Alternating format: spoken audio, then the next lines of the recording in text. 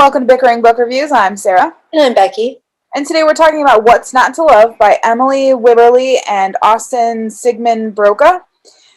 And we got this off of NetGalley because we listened to an audio of it. Audio on NetGalley. So this is about Allison and Ethan, who have been in this terrible rivalry for eons. Like, so terrible that they compete, they blitz and compete to see who can get their quiz or test done the quickest, or to see who got the most points on a project. And it's to the point that it's so toxic that everybody in the school knows about it. Like, people that work with them on the newspaper, and people who their teachers are even complaining.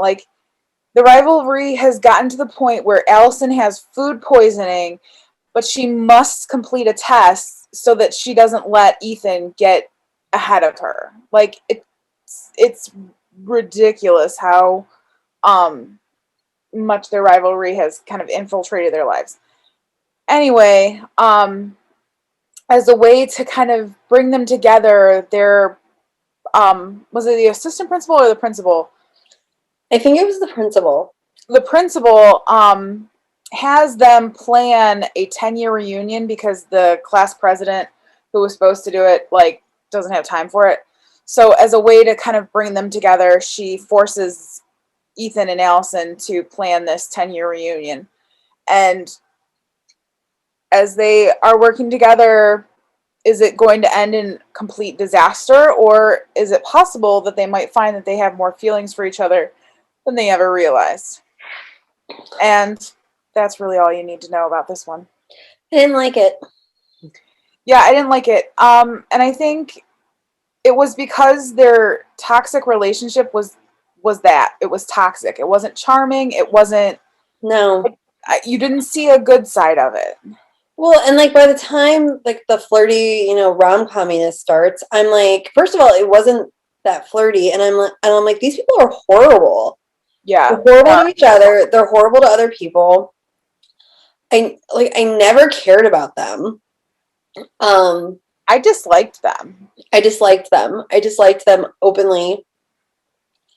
And it's just the stuff they would do to each other. It was wrong. And at one point, we were talking about it, as we were both reading through it, and you said that it was borderline abusive, and I agree with you. This actually felt very Brokeback Mountain-esque, when they're beating each other up and then kissing each other. That's what this felt like. Them beating each other up and then kissing each other. I don't know. And I didn't like the narrative voice, and I felt I know they were supposed to be these brilliant students, but I felt the vocabulary was an SAT prep program. And yeah. I remember when I was in high school, my younger sister, who was way more concerned about grades and stuff than I was, had this CD that had fake rock songs that used SAT words to help you learn your SAT words. And that's what I kept thinking when I was reading this book. The whole time I was listening to it. I didn't really notice that until you pointed it out, and then it became completely obvious that, yeah, that was what was going on. I was just okay. So, and I just, and everybody they interacted with, I'm just I didn't like anyone. I didn't like the secondary characters. No. I didn't like the sister. I didn't like the friends. I was just because it was all all of the relationships were toxic in their own special way. Even the best friend's relationship with her ex, it was just not good. No. Yeah. And so and I listened to it off the NetGalley app, and there are certain set speeds, and I had to listen to it slower than I wanted to, because if I bumped up to the next speed, it was too fast. And I was well, what if I missed something? And it was just I'm just just make it end. Yeah. I think we're kind of at the point where we're done. I don't think there's anything more to say about this unless you've got something. So we're ready to rate, and our rating scale goes from 5 unicorns down to 2 unicorns. If we don't like it, it doesn't get a horn and is therefore a horse. So where are you? I'm at a 2.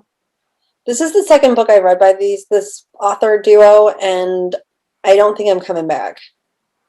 Yeah, I'm at a 2 as well. Like, the characters were just despicable, and I couldn't get behind the romance.